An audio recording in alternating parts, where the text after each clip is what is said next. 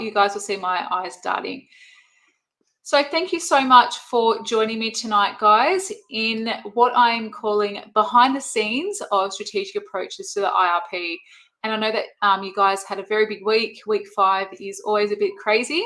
So I've got the crew over on Instagram. So you'll see my eyes darting across. I did get a camera arm today, so I have my phone set up. So let me know if the quality is better than what it has been. I think I look a little bit lighter because I may have purchased a ring light to help make it not so dark, but I feel a bit different being behind the lights, but that's okay. So I'm going to share with you guys, hopes you guys can see my camera, my phone. I'm going to share with you guys some behind the scenes of the actual program itself. So what I'm going to do is share my screen with you and let me know if that is working okay. If you're on Facebook, can you guys give me a thumbs up if that is working okay? I think it seems okay on my end, but I'll plug away. So once you have access to the actual course itself, it'll be inside your private online portal. So your own login, you'll have access to all the resources in there. It's like a one-stop CAFS shop. If you've been in there before, you would have seen resources, downloads, all of the courses in that.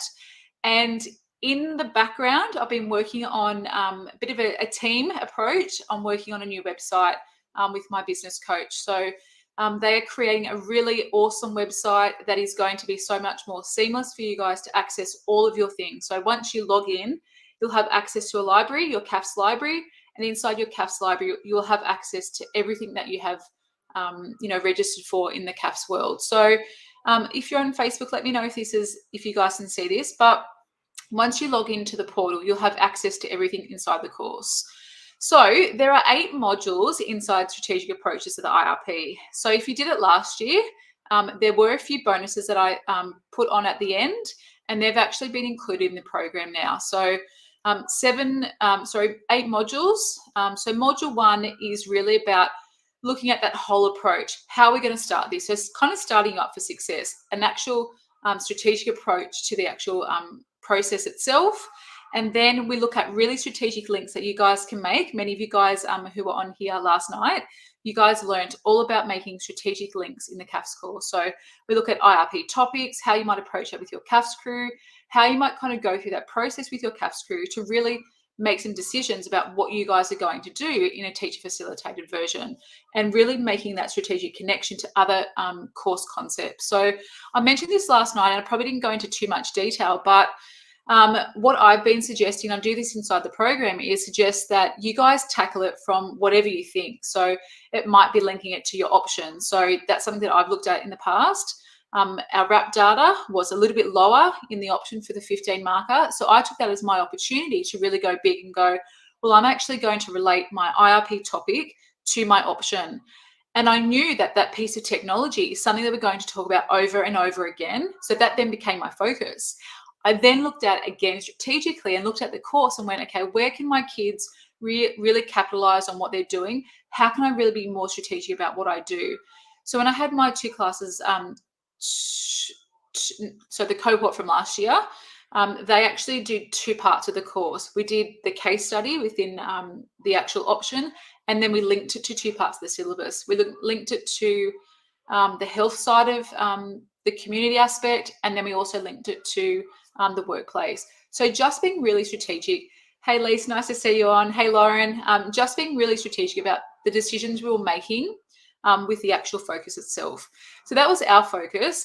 Other times, CAFS teachers might look at it in terms of the equity issue that we have to look at in groups in context, and that then becomes the equity issue that you uncover in your IRP. So if you're looking at homeless people or Aboriginal and Torres Strait Islanders, whatever group you're doing, you're looking at that equity issue that then becomes your topic, that becomes your focus. So that's really what I unpack in module 2, looking at how you can be really strategic about those connections across the course.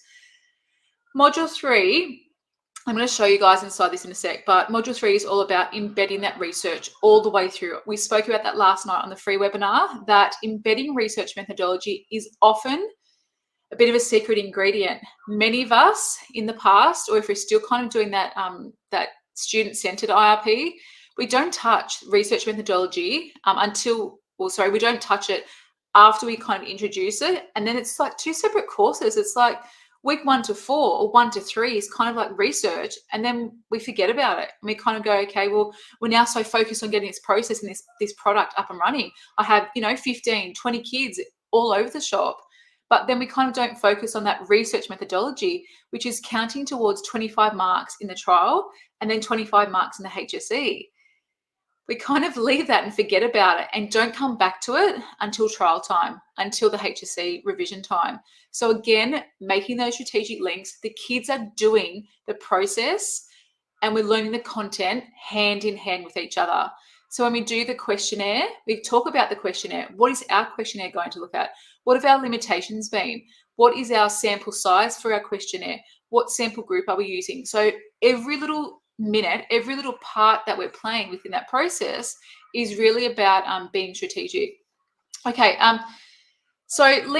module 4 is links to research methodology, and it is about setting the kids up for success right from the very beginning. And you guys would have heard me say that a lot in many of the things that you've been part of. Making the links, making it strategic, and getting the kids up and getting them ready for success. Hey, Sal, nice to see you. Hope you had a good week. So really getting the kids to practice all the way through. And I know I've been around CAFS for a long time. Many of you guys would know, 16 years I taught in the classroom and now supporting you guys inside the Learning Network. It's something that we really take for granted and we forget that we need to do it because, again, up for grabs, 25 marks in the trials, 25 marks in the HSE, we kind of forget about it and we kind of are not focusing on it enough. Okay, and then I kind of take you through how I've used Google Apps before. If you're a Microsoft lover, if you have some other system, some other organization system, basically that's a one-stop shop to have your research happening. All that organization actually happens within Google Drive. So setting up your Google Drive, how you then set it up with folders for your kids, what you would actually do to set it up to then have that collaboration happening across your class. And we spoke about this a lot last night. What is the ideal time? If we continue down this path of being in lockdown into term 4, which fingers crossed it won't happen, there will be some sort of break from this craziness. But if we are still in lockdown, I think doing it in term 4 is a no-brainer. We have the technology at our disposal. We have all of these things that we would be doing ordinarily in the classroom with technology. So why wait? Let's get it over and done with. Let's get it out of the way. Do it in term 4, and we have the power of technology at our fingertips. So within module 5, it is uncovering the power of those apps. And then in module 6, unpacking how you might use, Google Forms and how you would kind of create that Google form to then send it across to your sample, how you would then kind of, word your questions, all the little ins and outs to using that, but also then unpacking Google Sheets and how you might use Google Sheets to then analyze your data, draw data sets out, get some graphs, not getting the kids to redo them or to handwrite them. They don't have to do that. Technology is here. Why would we get the kids to actually write a graph? Then module 7 is all about assessing the IRP. Last year, I don't know why I left it out. Who knows? But actually assessing the IRP, what a marking criteria looks like in a teacher-facilitated approach, how we would break this down, marking guidelines, the assessment, the actual assessment notification. And I don't leave you on your own. I think Courtney mentioned this last night in our live webinar that I just feel so overwhelmed. Where would I start? You don't have to start from scratch. I literally have everything there for you. The templates, the Google Docs, insert your school, here's your logo, here's your due dates, here's your template of your marking guidelines, here's what I kind of suggest for you to maybe include in that. Here's possibly what to assess, discussion, analysis, conclusion, recommendations, and methodology. And that's about it. So really kind of unpacking that and then, giving that to the kids for you guys to be able to access that. And then module 8 kind of rounds it off to really looking at, okay, we've done this process. How are we going to actually mark it? So I unpack some of the little tips and tricks that I've kind of learned along the way with marking, within marking in CAFS, marking the IRP, how I kind of set myself up for success in that whole process because it is quite lengthy.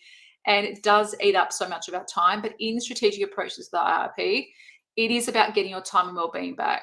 So really supporting you guys in that whole process, but also supporting your CAFS crew, because we know time is precious. Our resources are very precious.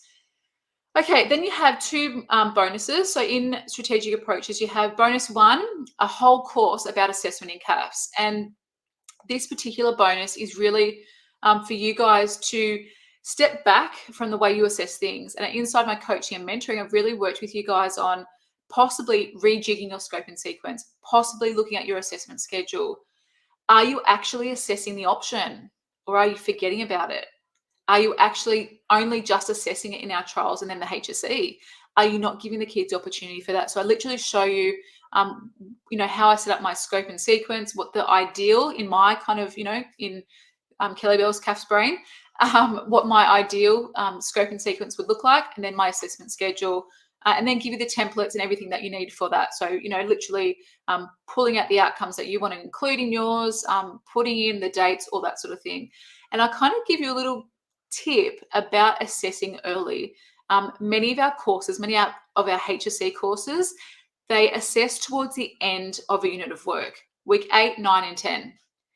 And we know that our kids really struggle with their time management. And I kind of didn't really realize until I worked at a senior school for 2 years and was the head teacher, relieving head teacher, that the kids leave it to the last minute. And often CAFS was one of the last ones that they left to the last minute because they thought it was easy to do. So bringing that assessment forward was often something that we did. So let me know if that resonates with any of you guys, if that's something you've considered, bringing that assessment forward and just doing some formative assessment rather than having this big, massive assessment task, just little touch points, little connections, things that you can kind of just assess the kids on the go. Okay, so that's bonus number 1. And then some tips about feedback and assessment itself, formative assessment and summative assessment. Bonus 2 is revision and exam preparation questions for research methodology, and literally questions that you've never seen before. They're not past HSE questions. They're questions that I've developed for this particular course. So templates, scaffolds, breaking down the questions, everything you need for that. Okay, so if you're on Instagram, you guys can't see this. I'm actually going to open each of the modules. And so you kind of go into the module and then you can kind of work through them. So for example, within module 1, you'll kind of come in here and then you'll be able to open parts of it and then see your lessons. So you'll have, and you have to kind of accept, this is in YouTube at the moment, but it will be in a separate section. It is a video, so a small snippet, a small, I suppose, introduction from me. And then you open up the actual lesson itself, and there's some instructions in there. And then you can actually mark as complete, which I really love. And you can kind of quickly jump to the next lesson. So again, the recording, you see the information, and you literally go next lesson. So really easy to mark off. So in each of the lessons, there's like a download attached to each of the lessons, like a booklet to help you guys along the way to keep track of how you're going. And there's a set of resources that kind of go with it. So you would have the actual, the PDF booklet. It opens up in PDF, and then you guys can download it, save it, print it off, whatever you want to do with it to use for later on. So it kind of, it opens up. I'm not sure if you guys can see this because I'm sharing that. So I might just quickly reshare my screen. And so like prompts, some PDFs that you guys can use, options, what it might look like, a really comprehensive booklet that will support your CAFS crew along the way. So lots of prompting, lots of suggestions about how you might approach things, how you kind of unpack it with your CAFS crew, some tips along the way to give you some suggestions and, for you guys to get a really good start on it. So lots of options there. And of course, the teacher facilitated IRP. There's no right or wrong. We can kind of tackle it however we like, but I'll give you guys a bit of guidance with that. So then you kind of hop into all of the modules. So you can go next, or if you can kind of, you can go back if you've forgotten something, or you can kind of skip to something else. You do have to go through each of the modules, but you can kind of jump in and out of certain parts. Okay, you do have to watch all the videos, obviously, because that's part of a necessary requirement to watch, to be part of every part of the learning. So as you can see, like 1, 2, 3, 4, 5, 6, 7, 8, 9, over 13 or 14 different downloads that you guys can access for your CAFS crew. So for example, you might be looking for a literature review scaffold, and that's something that I added to the course as a result. Oops, I'm not sharing my screen properly again. Sorry guys, let me just quickly skip into that.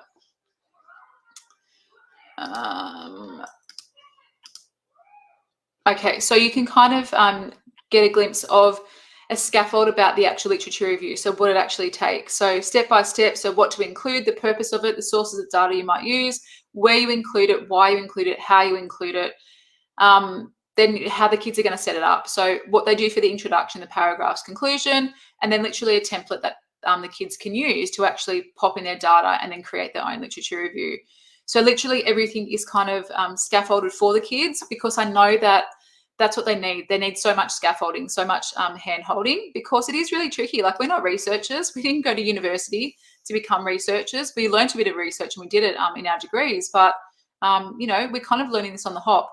So again, just some really great scaffolds, and having 5 CAFS classes, 5 CAFS classes that I was kind of leading at the senior campus I was working at, really made me kind of become more aware of wanting to create something like this. So I didn't really create these for my own kids. I kind of created them, for you guys inside the program to kind of go, okay, here's, what you can use for the CAFS crew, and here's what's going to help them, unpack it. I think the results scaffold is probably one that is super beneficial for the kids, because they don't know. They get all this data and they kind of don't know where to start. So I go through, the methodology, choose a data set. So have a snapshot, use a snippy tool within, your computer, snippy tool the graph, and then pop it into this document, so in this scaffold. Okay, what is being analyzed? What's the data being analyzed? Summary of quantitative data, what is it saying? The graph, the example of the graph, and then the summary of that qualitative data. This is something that the kids really need, because they kind of have nothing to go off. So just some scaffolds and some templates, to help them all the way through. Again, when it comes to the analysis, discussion, and conclusion, we know that's a pretty tricky part.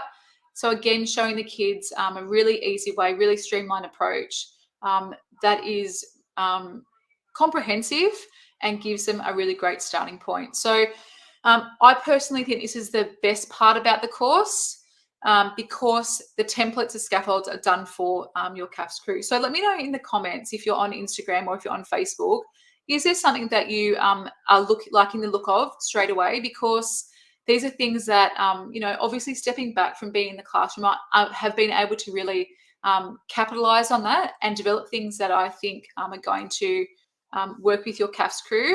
And of course, I've seen they have worked, 150 teachers taking the course last year. It absolutely blew my mind to think that that many people wanted to hear a different approach and wanted to see a different way. So let me know if you have any questions about those scaffolds. That's inside module 3. So really extensive module. Again, module 4, annotations, mapping the questions, really unpacking what it takes to break down a question.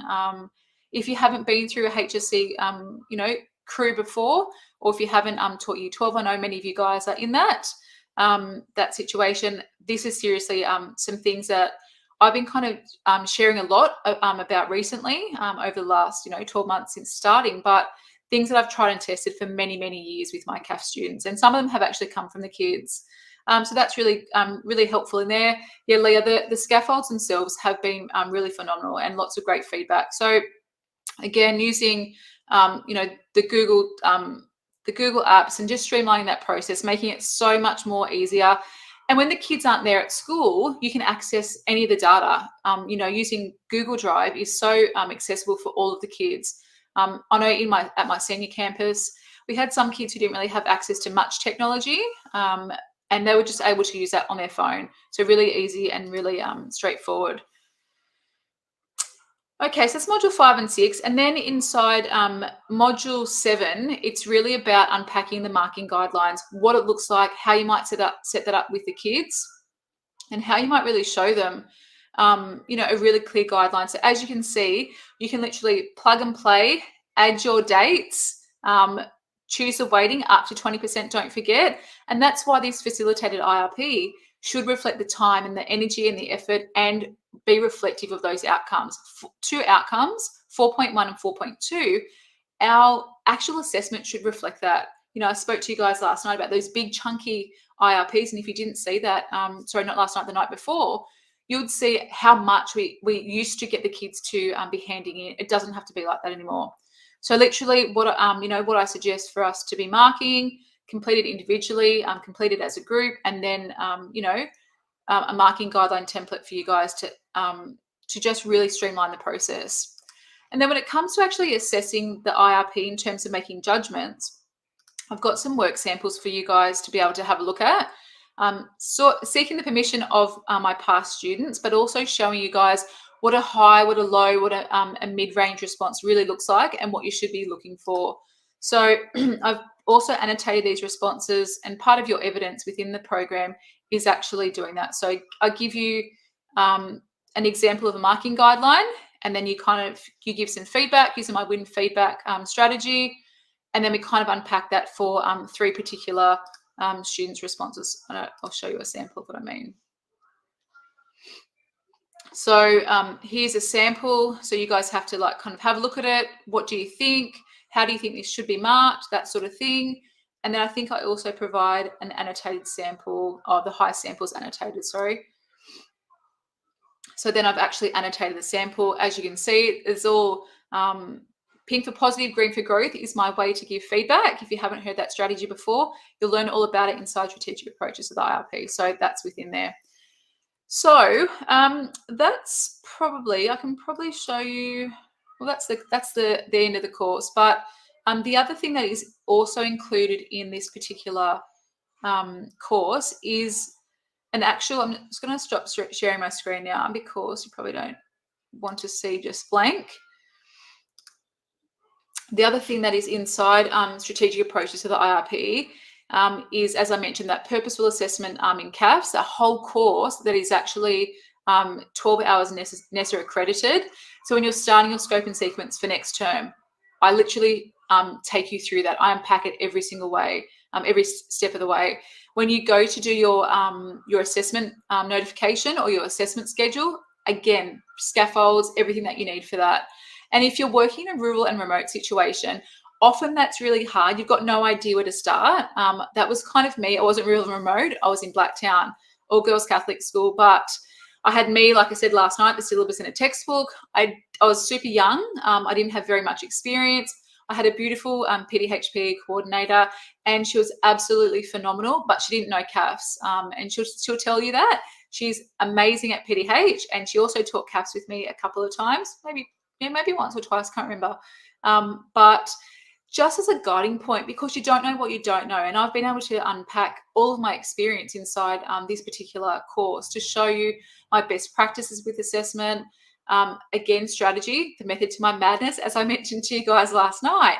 There's always a method, there's always a strategy behind everything I ever do inside teaching, maybe not in life, maybe not at home, but just giving you guys a really good starting point. So let me know if you have any questions. If you're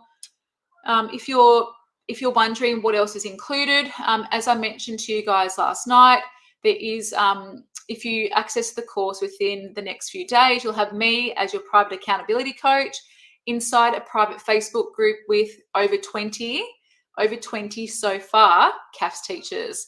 So that just really shows and proves to you that there are so many other CAFS teachers who literally feel like that. They feel like they're flying blind. They've got no idea. They feel like they want a different approach, a new strategy, because that marking that happens at the end of December into the January holidays and into February is something that we really need to look out for, because we need to protect our well-being as well as our kids' well-being as well, and our time and resources. So if you're on Instagram, if you're still on, let me know if you have any questions about the program itself, about the course. If you have followed me for a little while, or if you've been part of any of my other courses, it's not literally like a bum on a seat. You don't go to a PL and then you don't have any connection again. I guide you and coach you and mentor you all the way through. And I really do believe in the value of that, because much I have been through PL before over my 16 or 17 years of teaching, and a lot of it goes in one ear, out the other, and I never use it again. And I honestly switch off halfway through. So this is not like that. You might switch off to me a few times, like you probably are now, but I don't get offended. But it's literally a course that has everything you need, every scaffold, every template. And if it's not in there, guess what? I'll create it for you like I did last year. So let me know if you have any questions. I'm very conscious of your time and your well-being. I want you guys to have a really good, relaxing night because it is the weekend after all. So you know where to find me if you have any questions about the program itself. As I mentioned, program transformation, it's not a course. It literally unpacks everything that you need to successfully facilitate this IRP and to go from, really stressing about it to making it something that is a really simple and straightforward thing for you guys to do. So thanks again for joining me this week. It's been a huge week. A huge welcome to the 20 teachers who have signed up for strategic approaches to the IRP, as well as quite a few of you guys who have put your paperwork in. And I know that this is how schools work. We often take, there's a bit of a lag time between putting your paperwork in, getting a signature, getting a deputy principal signature, then getting a principal signature, and then someone processing it at the other end. So let me know. I'm going to sign off. You'll see me here throughout the weekend, jumping in to some of your messages, but please let me know if there's anything I can do to help. In the meantime, have a fantastic night and enjoy your weekend. You guys deserve it. Take care. Thanks again.